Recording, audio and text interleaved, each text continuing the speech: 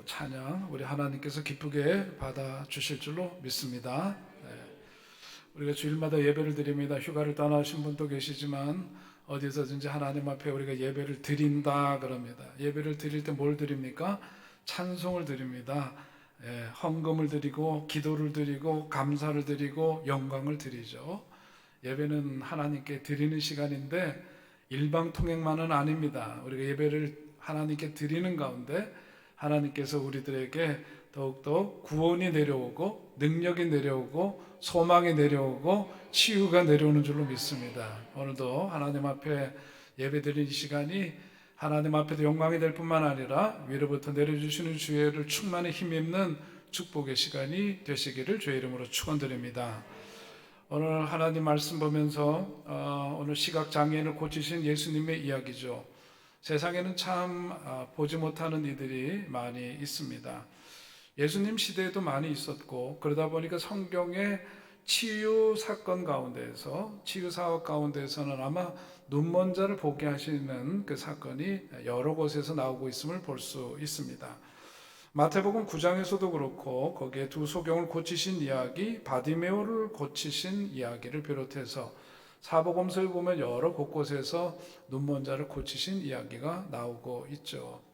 그만큼 그 시대적인 상황이 어렵기도 했고 눈먼 사람들이 많은 연고로 또 이렇게 성경에 예수님께서 눈먼 자를 밝게 보이시도록 고치신 이야기를 소개하고 있습니다. 그런데 한편으로 보자면은 예수님께서 눈먼 자를 고치신 이야기의 이 사건의 그 배경에는 그 배후에는 그 앞에서 말씀을 본 대로 보아도 보지 못하고 깨닫지 못하는 사람들이 많이 있었기 때문이죠.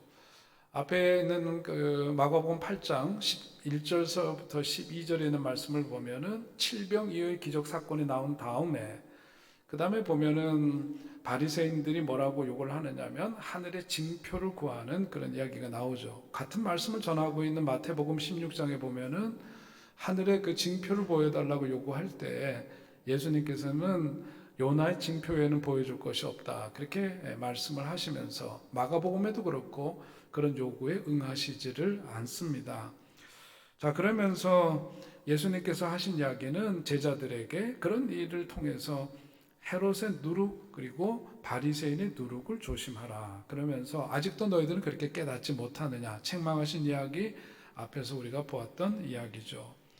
그러니까 눈먼 사람을 고치신 이야기의 그 또 한편의 의미는 뭐냐면 우리가 실제로 멀쩡히 눈은 뜨고 있지만 보아야 될 것을 제대로 보지 못하는 그런 사람들이 너무나 많기 때문에 오늘 예수님께서는 이 이야기, 이 사건 이후에 칠병여의 사건과 지난주에 말씀 본 사건 이후에 오늘 뭐냐면 바로 눈먼 자를 고치시는 그 이야기, 그 사건을 우리에게 보여주시고 있습니다.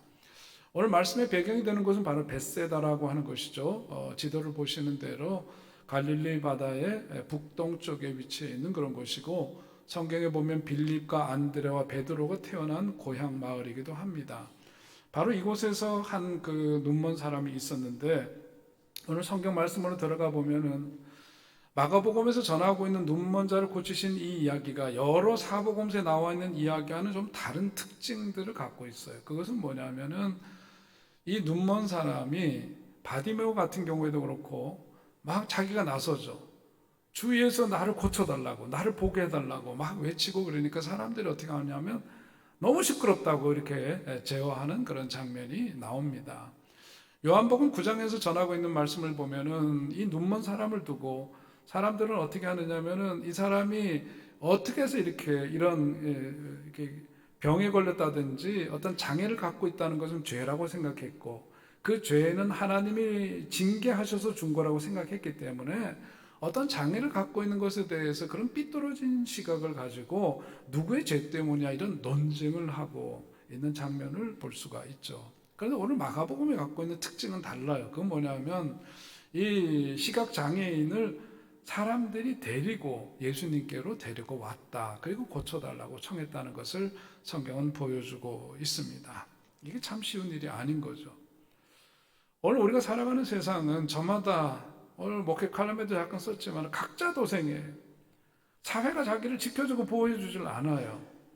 결국은 뭐냐면 자기가 자기 스스로 보호할 수밖에 없고, 그러니까 자기 스스로 어떤 그 자기를 보호하기 위해서는 철저하게 이기적일 수밖에 없는 그런 어떤 사회 분위기, 그런 구조 속에서 살아가고 있다고 해도 과언이 아닐 겁니다. 그런 점에서 오늘 보자면 뭐냐면 그 동네 사람들이 시각장애인을 데리고 예수님께로 와서 고침을 받도록 했다는 것이 얼마나 귀한 일인가 하는 것을 생각하게 되는 거죠. 미국 그 보스턴에 있는 매사추세츠주에서 있었던 일인데, 어떤 사람이 바닷가에 그 이제 난간이 있는데서 이제 거기를 이제 걷고 있다가 잘못해서 그 로프의 줄이 그 로프에 그 발이 걸려가지고 그 난간에서 떨어졌대. 그래서 바다에 빠졌습니다. 바다에 빠졌는데 마침 이 사람이 수영을 할 줄 몰랐어요. 그래가지고 도와달라고 살려달라고 막 소리를 치는데 마침 그 해변가에는 한 젊은이가 일광욕을 즐기고 있었고, 거기 그 해변가에는 다른 사람은 아무도 없었기 때문에 바다에 빠진 그 사람을 구출할 수 있는 유일한 사람은 바로 그 젊은이였습니다. 그런데 그 일광욕을 즐기던 그 젊은이는 그 소리를 외면을 했어요. 그래서 결국은 어떻게 됐냐면 바다에 빠진 그 사람이 결국은 죽고 말았습니다. 비극적인 일이 생기게 된 거죠. 유족들이 생각해보면 너무나 억울한 일이고 너무나 속상한 일이고 너무나 분개할 수밖에 없는 일이어서 그 젊은이를 고소를 했어요, 법원에다가.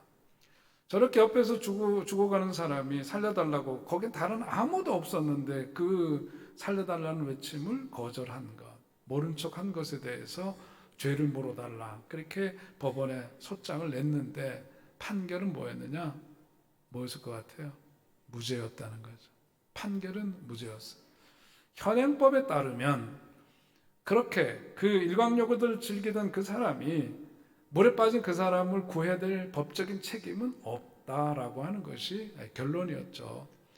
그런데 그 사건이 보여주고 있는 것은 어쩌면 오늘 우리들 현대사를 살아가고 있는 사람들의 마음 구석구석에 자기 혼자 살아남고 그 치열한 경쟁 속에서 스스로를 보호하는 일에만 몰두하고 있는, 자기가 일광욕을 즐기는 것에만 몰두했던 그 젊은이처럼 그렇게 살아가고 있는 모습이 보편적이 아닌가, 그런 생각을 갖게 됩니다. 그런데 세상은 꼭 그런 것만은 아닌 거죠.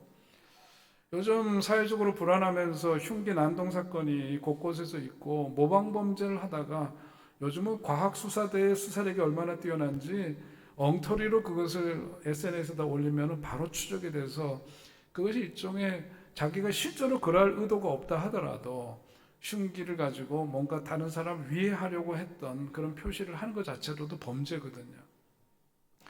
서현역에서 며칠 전에 있었던 일은 분당에서 23살짜리 그 한 남성이 자기 집에 부모님 타고 다니는 차를 몰고 인도로 뛰어들어 여러 사람들을 부상에 이르게 하고, 오늘 보니까 결국 그 부상자 중에 한 분이 돌아가셨더라고요. 14명이 사상자를 냈어요. 차로만 그런 게 아니라 흉기를 마구잡이로 휘둘렀어요, 길 가던 사람들이. 어떤 남녀분이 걸어가다가 갑작스러운 공격을 받고 피를 흘리며 쓰러졌는데, 남자는 자기 상처를 지혈하고 있느냐고 손을 쓸 수가 없는 상태에서 18살짜리 윤도인인가 하는 젊은이가, 고등학생인 것 같은데, 달려가가지고 그 여성의 배에 출혈을 멈추도록 지혈을 30분 동안 하고 있었다는 거죠. 이 피의자는 흉기를 휘두르면서 아무나 막 찌르고 다니는 그런 상황인데, 그런 위험을 무릅쓰고 그 생명을 구하기 위해서, 나중에 인터뷰를 하니까 그런 위험한 상황 속에서 다른 사람들 다 혼비백산 도망가는데 넌 어떻게 그럴 수가 있었느냐 물으니까 그 사람을 살려야 되겠다는 그 생각밖에 하지를 않았다고 그렇게 이야기를 했습니다. 그러니까 세상이 다 똑같은 사람만 사는 건 물론 아닌 거죠. 그런 일이 있었다는 거예요. 오늘 저는 성경 말씀을 보면서 그렇습니다. 우리가 한 세상 살아가면서 하나님은 우리로 인간을 지으시고 혼자 독처하는 것을 보고 그것이 보기에 원치 않았다고 말씀하셨어요. 그래서 배우자를, 그래서 아담이 하와와 더불어 살도록 하셨죠. 우리 인간은 사회적 존재로 지으셨습니다. 사회적 존재로 지으셨다는 것은 우리가 함께 더불어 서로의 삶을 살피면서 살아가도록 지음받았다라고 하는 거예요. 오늘 저는 말씀을 보면서 우리 전반기 금년 들어서 속회가 재편성이 되고 7개월을 보내고 이제 방학을 맞이했는데, 목회적인 관점에서 지난 그 속해 7개월 동안 보낸 속들을 이렇게 살펴보고 되짚어 보면은 진솔한 만남이 그 속에 있고 나눔이 있고 그래서 정말 신앙생활하는 맛을 느끼고 말이죠. 그래서 은혜가 넘치는 그런 여러 속들을 보면서 참 감사한 마음입니다. 어떤 속은 야외 속회를 때로 가기도 하면서 서로를 붙돋는 역할을 하기도 하고 어려운 일이 있으면 어려운 때 함께 그 어려움에 참여하고 기쁜 일이 있을 때 함께 기뻐하고 축하해주는 그런 모임들을 그 속회를 통해서 하는 것을 보면서 참 감사했어요. 야, 이것이 바로 신앙생활하면서 교회 속에 있는 작은 교회다운 교회, 그것을 함께 성도들이 만들어가고 서로 그런 체험을 쌓아가는 것 자체가 얼마나 귀한 일인가. 속도원들은 참 좋겠다 그런 생각을 했습니다. 여러분 참 좋으신가요? 아멘이 적을 줄 알았어요. 이게. 그런 데도 있고 안 그런 데도 있어요. 보니까 속장님들 수고 크셨어요. 속장님들 가운데는 어르신들 위해서 이틀이 멀다 하고 하루가 멀다 하고 전화해서 살피시고 그야말로 자기 친부모 모시듯이 잘 하시는 속장님들이 있어서 참 감사합니다. 경조관계나 이런 것들 잘 챙기면서 물심양면으로 잘 돌보고 섬기는 그런 속장님들 참 칭찬하고 싶습니다. 교회라고 하는 것은 바로 이렇게 서로를 살피고 배려하고 그야말로 그 현장 속에서 뭐예요? 하나님의 나라는 그런 작은 것에서부터 시작이 되는 거죠. 아낌없이 자기의 집을 오픈하고 함께 섬길 수 있는 그런 마음들, 그 속에 뭐예요? 하나님의 나라는 이루어져 가는 것이에요. 오늘 성경 말씀을 통해서 우리들에게 보여주는 것은 그겁니다. 함께 더불어 곁에 있는 사람들 살피면서 살아야 한다.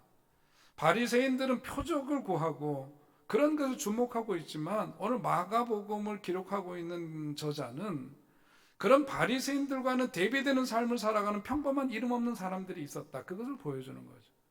바로 거기서부터 하나님의 나라는 시작이 되는 거고 예수님의 치유 기적을 통해서 고침받고 나음을 받고 그리고 보지 못했던 것을 볼 수 있는 새로운 세상이 열리는 것은 바로 더불어 손 내밀어 예수님께로 데려가는 그 마음, 바로 그 손길에서부터 시작되는 것이다. 그렇게 우리에게 말씀하고 있습니다.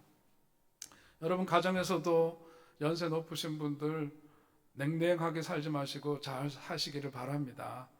우리 요즘 아내가 남편한테 집에 요즘 이제 나이가 이렇게 점점 들어가시면서 현역에서 은퇴하신 분들은 남편들은 되게 집지킴이들이 많고 여성들은 왕성한 그 활동력을 보이면서 집을 나가는 경우들이 많은데 나갈 때마다 남편들한테 복창하게 한대. 까불지 말라 이거 복창하게 한대잖아요. 까불지. 무슨 얘기인지 아세요? 까는 뭐래요? 가스 조심해라 그런 거죠. 가스 조심하라. 집에 있으면서 가스불 항상 조심하고 불 조심해라. 까불지 말라 할 때 그 불은 불 조심하라는 거예요. 지는 뭔가 하고 봤더니 나이 들어서 지퍼 올리는 걸 잃어버릴 때가 있대. 그래서 남편 보고 어디 가서 항상 지퍼 닫혔는지 열렸는지 조심하라고. 지자는 그거. 말은 뭐냐면 말 조심하라고. 어디 가서 말 다툼 해가지고 그나마 몇 안 되는 친구들 잃어버릴 거라 말 조심하고 라는 뭐냐면 라면 끓여서 정신 먹으라고. 예, 그렇게 해서 까불지 말라 그렇게 복창시키고 자기는 바깥에 동창회 간다는 거죠. 예. 여러분 우리가 별거 아니에요. 하나님 나라 뭐 어마어마 그런 게 아니라 작은 것에서부터 시작되는 거죠. 오늘 이 무더운 여름에도 서로를 잘 살피시기 바라고요.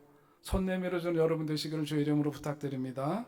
남자들은 건강이 우선이고 그 다음이 아내고 재산, 취미, 친구 이렇게 그 선호가 이렇게 우선순위가 그렇게 정해지는데 여자들은 뭐냐면 재산이 1순위, 친구가 2순위, 건강이 3순위, 강아지가 4순위, 남편은 그 다음이죠.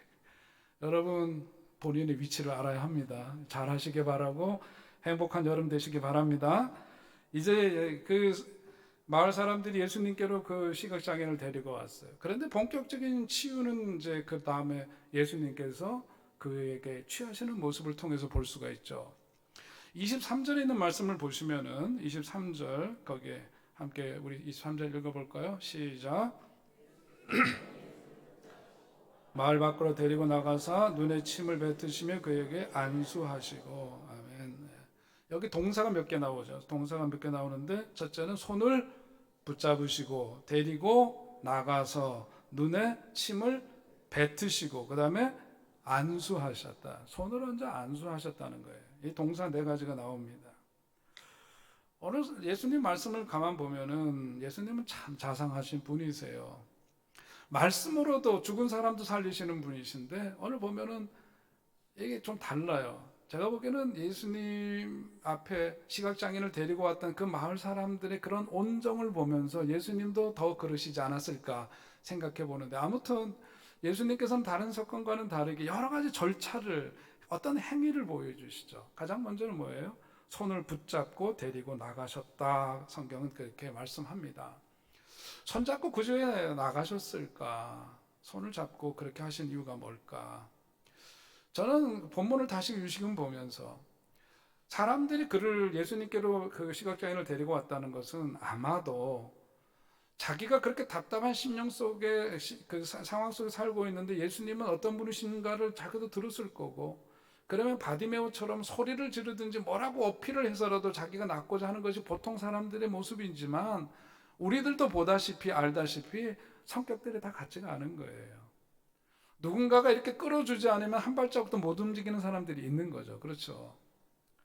속해 나가고 싶은데, 선교에 나가고 싶은데 손 내밀어 주는 사람이 없어서 못 나가는 경우들도 있을 수 있는 거예요.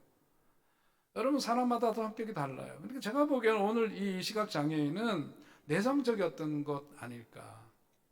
그러니까 뭐냐면 성격도 내성적인데다가 더군다나 한번 우리가 반대 입장에서 생각해 보면은 세상 보면은 보고 즐겁고 아름다운 것이 얼마나 많아요. 얼마나 많아요. 그저 하늘과 바다를 보아도, 산천 초목을 보아도, 세상의 풀 한 포기를 보아도 얼마나 예쁘고 아름다운 것이 많습니까? 사람도 얼마나 예뻐요. 우리 얘나 동생 봤지만 말이죠. 하임이도 이제 벌써 밀렸어요. 이제 보니까 애들이 아이들 눈망울만 봐도 얼마나 예뻐요. 그거를 시각장애는 볼 수 없다는 것 자체가 얼마나 참 참담해요. 다른 사람들이 보고 즐거워하고 이런 것들을 자기는 볼 수 없고 느낄 수 없고 그런 감정을 표현할 수 없는 답답한 칠흑같이 어두운 세상 속에 사는 그런 사람, 이런 사람이 선뜻 그야말로 이렇게 확 변화된 삶을 어느 날 갑자기 맞이하는 것이 쉬운 일이 아닐 거예요. 그러면서 한편으로는 뭐죠? 그 어둠 속에, 짙은 어둠 속에 사람들로부터 소외되었던 소외감, 외로움, 슬픔, 이런 것들이 마음속에 겹겹이 쌓여 있을 터인데 예수님께서 누가 손잡아 주시는 거죠.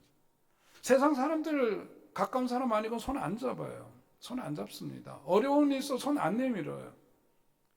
사람들 손 안 내밀어 주시고 손 안 잡아 줬지만 뭐냐면 예수님 손 잡아 주시는 거예요. 그리고 데리고 나가시죠. 걸음을 함께 손잡고 걸어가면서 그 사이에 그 마음에 쌓였던 상처와 아픔이 위로를 받고 씻김을 받고 해결되어지는 그런 시간을 그는 맛보았을 것이라고 믿습니다. 그동안의 그 서러움이 예수님 손잡아 주심을 통해서 위로를 받고 얼마나 좋았을까. 예수님은 그러니까 뭐냐면 이 사람이 갖고 있는 문제는 볼 수 없는 사람이 보는 게 다가 아니라는 것을 아시는 거예요. 우리도 그렇습니다. 어떤 때는 이 돈 문제가 있으면 이 돈 문제 해결되면 다 해결되고 다 회피할 것 같지만 그렇지 않은 거거든요. 그 이면에 우리들 속에 돈보다도 더한 섭섭함이 있고 아쉬움이 있고 그런 게 있는 거거든요. 살다 보면 우리들이 내 삶에서 해결되면 좋을 법한, 누가 봐도 좋을 법한 그것 하나가 다가 아니죠. 그 이면이 있는 거예요. 예수님은 그걸 보시는 겁니다. 손을 잡아주시는 거예요. 데리고 나가면서 그 상처가 아물고 위로를 받도록 그렇게 해주십니다. 그러면서 그 다음에 구체적인 행위를 하시는데 침을 자꾸 뱉었다 그러니까 모욕적으로 느끼죠. 그죠? 근데 침을 바르는 거예요. 옆에 사람들에게 우리 다 같이 한번 이렇게 하는 거 좀 아니겠죠? 근데 침을 바르시는 거예요. 구체적인 행위를 그의 몸에 터치를 하시면서 하시는 거예요. 자, 이런 모든 과정들이 뭐냐면은 그 사람들에게 한없는 위로가 되는 거죠. 물론 그 시대적인 어떤 문화로 보자면은 위대한 스승의 침에는 능력이 있다고 미신적인 어떤 그런 믿음이 그 시대 사람들에게 있었습니다. 근데 예수님이 하신 것은 그런 것이 아니라고 봐요. 친근한 행위죠. 터치를 하시는 거죠. 아픈 눈에 침을 발라 터치를 하시는 거예요. 친근함을 표시하시는 거예요. 그런데 저는 오늘 이 말씀을 묵상을 하다 보니까 예수님이 침을 발라주셨어요. 근데 우리가 예수님 때문에 살다가 보면 예수님 때문에 침뱉음을 당하는 때도 있어요. 한번 생각해 보십시오. 저는 그런 경험을 한 일이 있어요. 침뱉음을 당했다는 건 뭐죠? 모욕을 당하는 거죠. 치욕을 당하는 거죠. 억울함을 당하는 거죠. 이건 아닌데 하는 그런 순간이 있는 거죠. 그럴 때는 우리들의 감정이 걷잡을 수 없이 요동을 칩니다. 뭔가 그 분풀이의 대상을 찾고 싶은 마음도 있고요. 뭔가 거기에 대해서 극단적인 저항을 하고 싶은 그런 마음들도 우리들 속에 일어나는 것이 보통의 우리들의 모습이에요.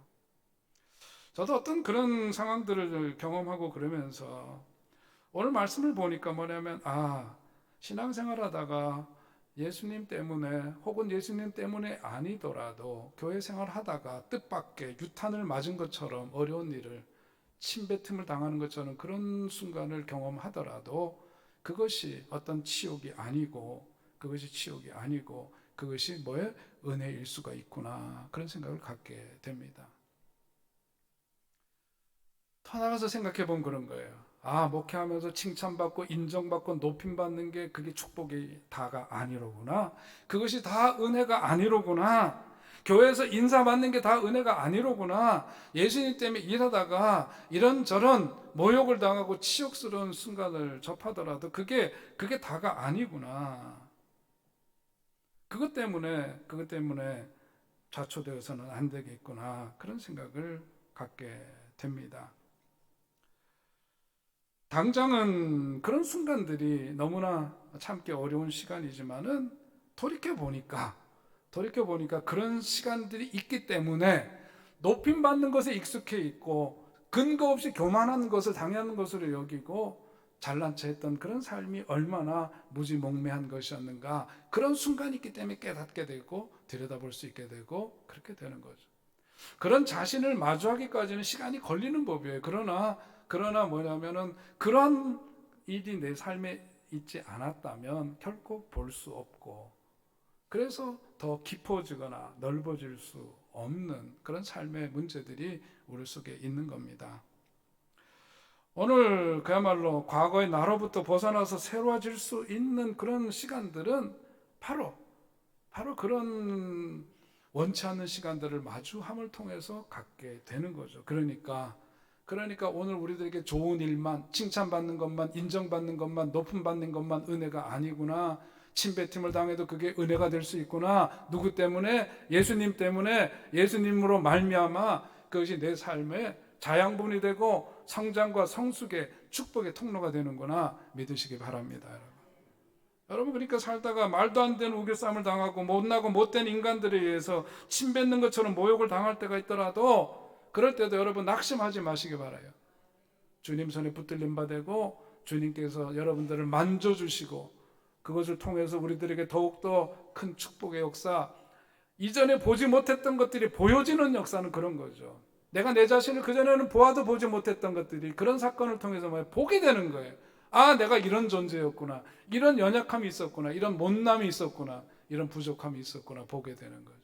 그게 성장이에요. 그게 주님이 원하시는 거예요. 오늘 저와 여러분의 삶 속에서 그런 은혜를 힘입어서 여러분 좋은 것, 잘난 것, 인정받는 것만 즐겨하지 마시고 여러분 삶 속에 쓴뿌리 같은 그런 약이 주어진다 할지라도 여러분 그걸 통해서 역사하시는 주님을 바라보시기를 주의 이름으로 축원드립니다.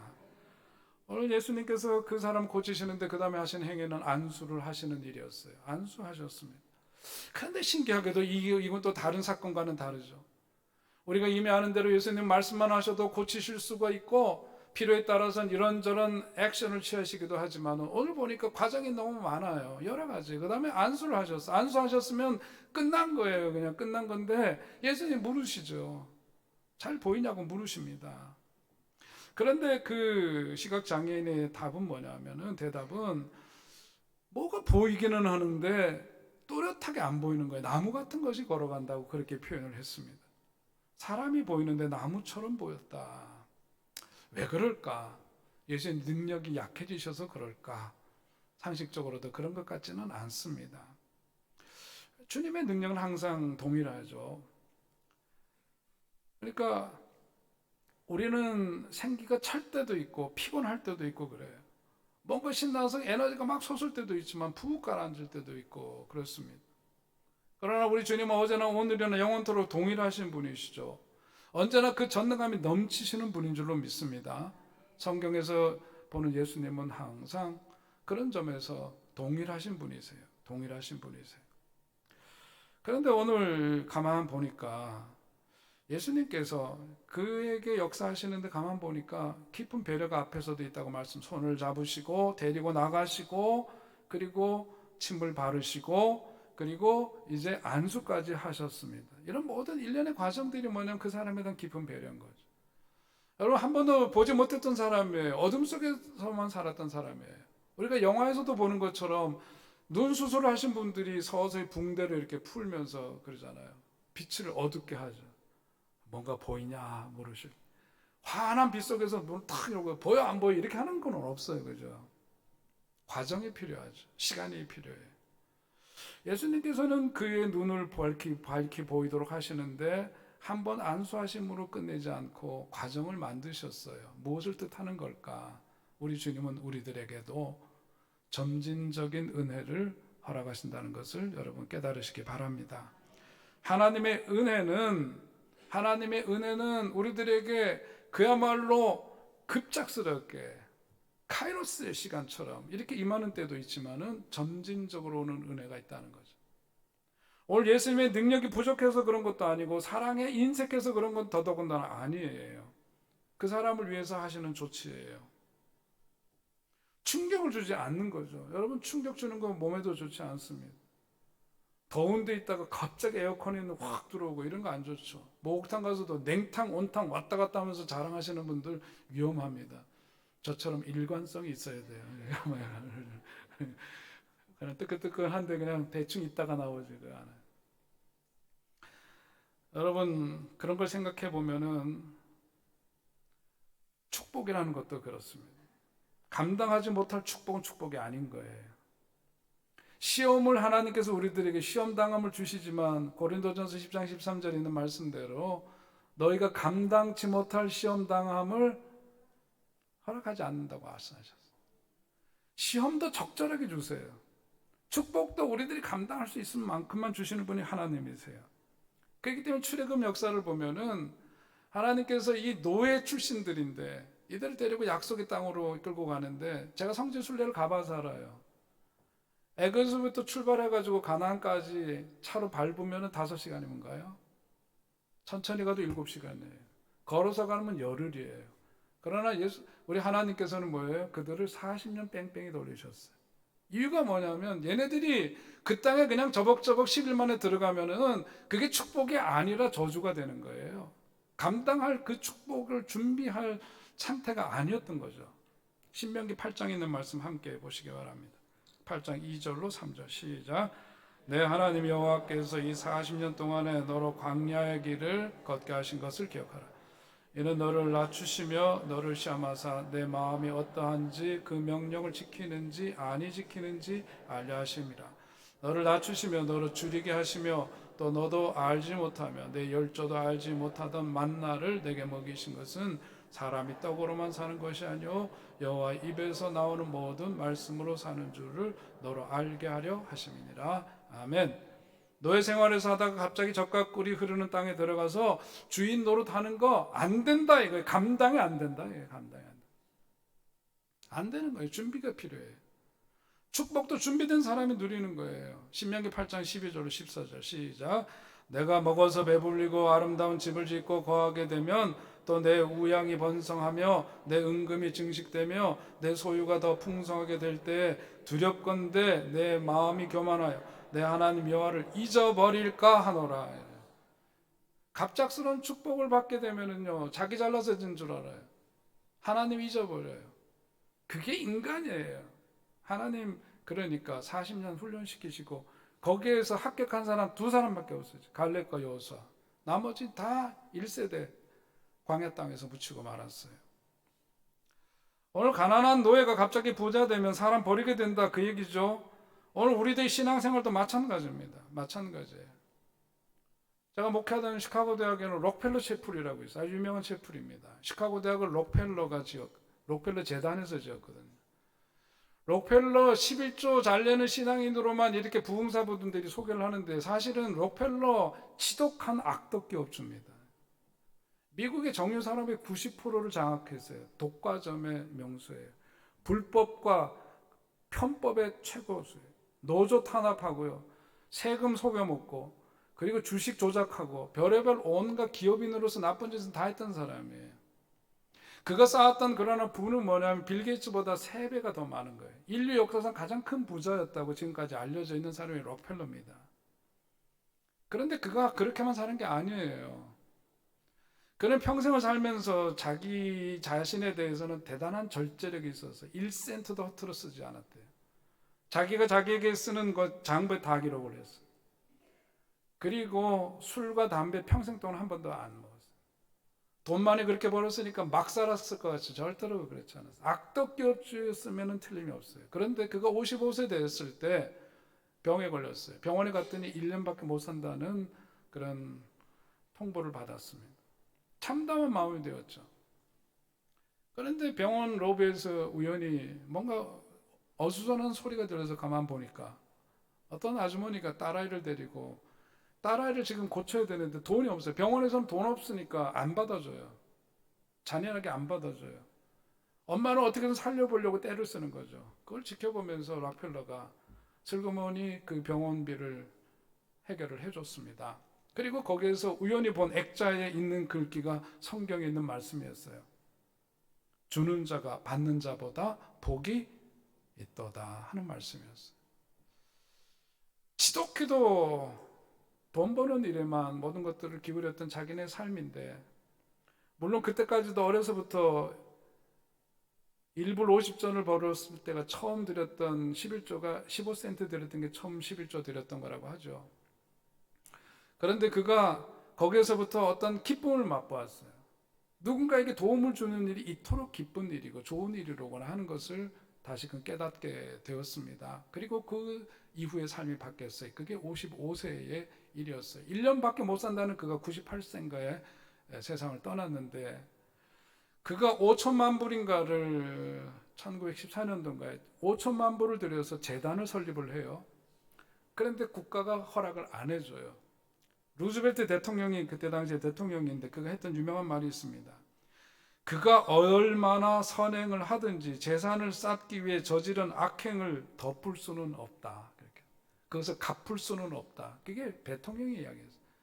그러니까 저는 악덕 기업주한테 재단 허가 못 내준다 그거였죠. 근데 결국은 3년 만에 재단이 설립이 되고 그 다음에 병원을 짓고 학교를 짓고 교회를 짓고 수많은 선행들을 하고 그랬습니다.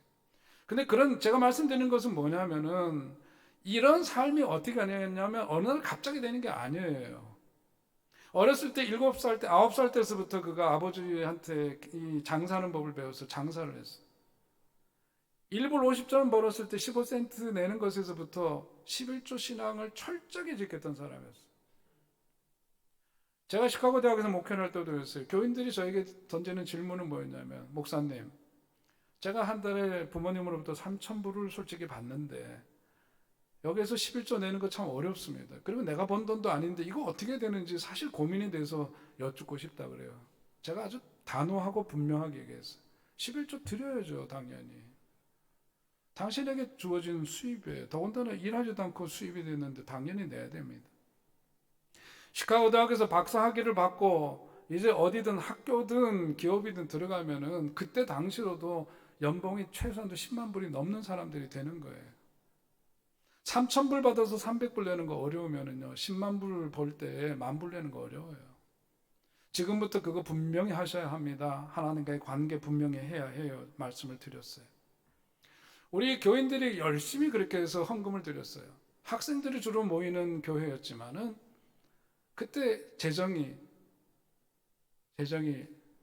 좀 과하게 얘기하면 차고도 흔들어 넘쳐서 부스러기 선교회라고, 우리로 치자면 지역 아동센터 같은 그 선교, 부스러기 선교회를 크리스마스 때 가면 1년 동안 모았던 돈을 몇천 불씩을 보내고 그런 일을 하고 했습니다.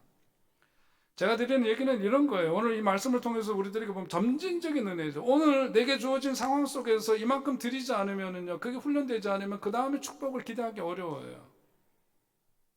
100만 원 벌어서 10만 원 드리는 게 돼야 되고요. 1000만 원 벌면 100만 원 드리는 거 당연하게 여겨야 여러분들에게 부어주신 은혜를 힘입어서 11조로 1억도 드리고 10억도 드릴 수 있는 거고요. 100억도 드릴 수 있는 거예요. 그런 복을 누리시기를 주의 이름으로 축원드립니다.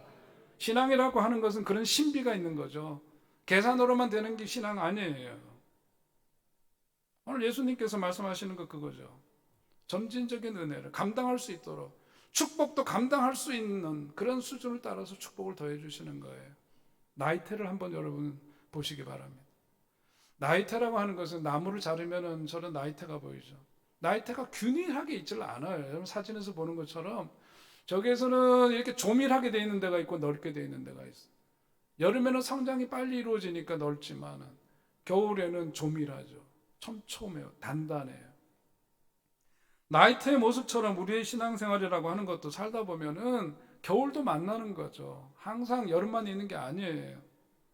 그런데 이렇거나 저랬거나 이렇게 따지고 보면 쭉 이렇게 어떤 파장은 겪지만은 상승해야 되는 거죠. 10도, 20도로 그냥 쭉 발전하는 가정은 우리 가정 중에 없어요. 다 어떤 중간에 어려운 일이 있지만은 전체적으로 올라가는 거죠.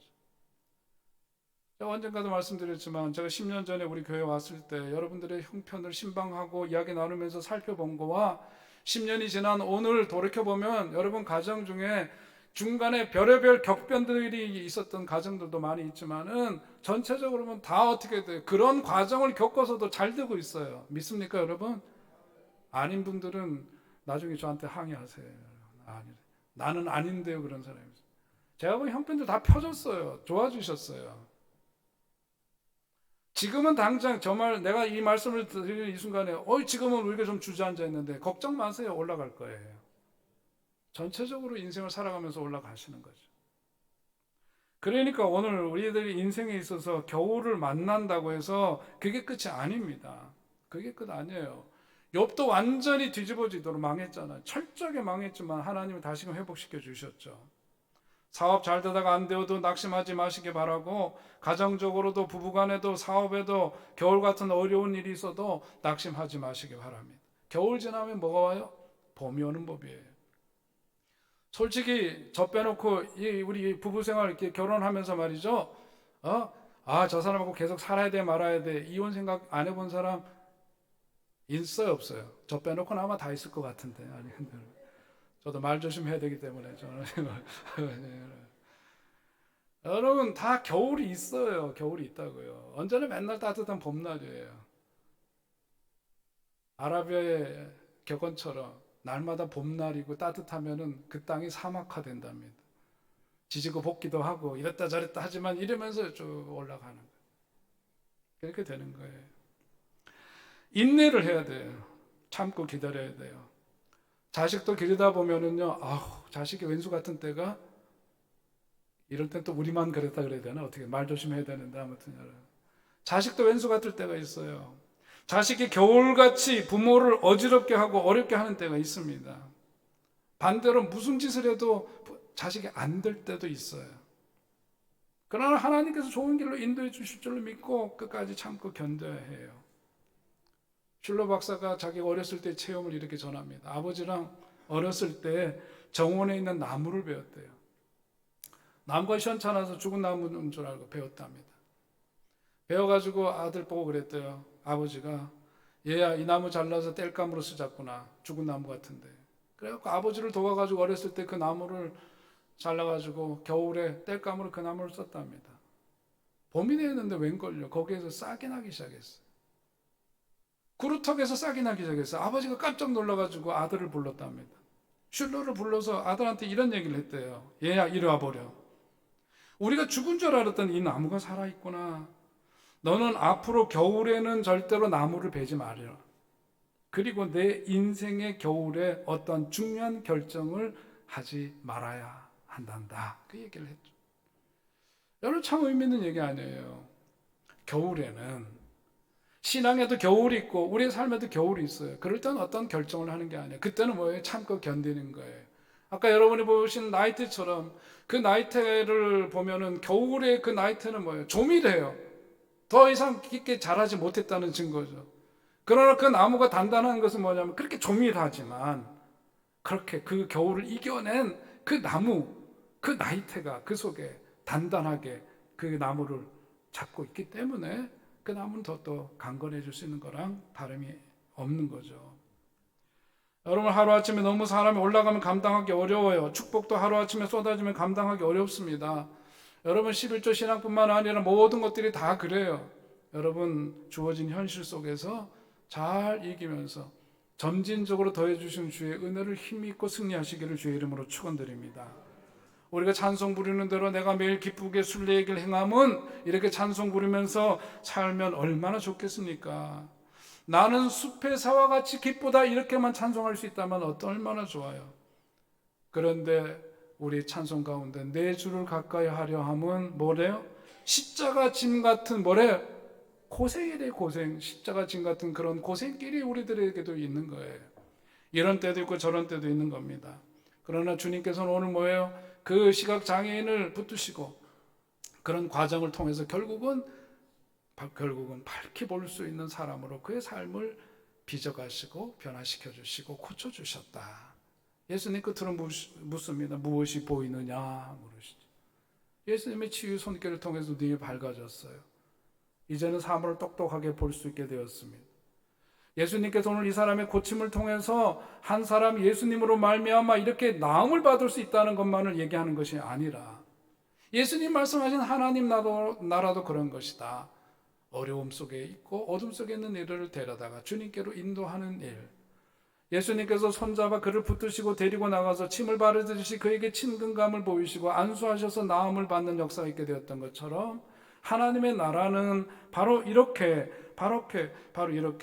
눈 제대로 보는 사람들이 살아가는 나라이다.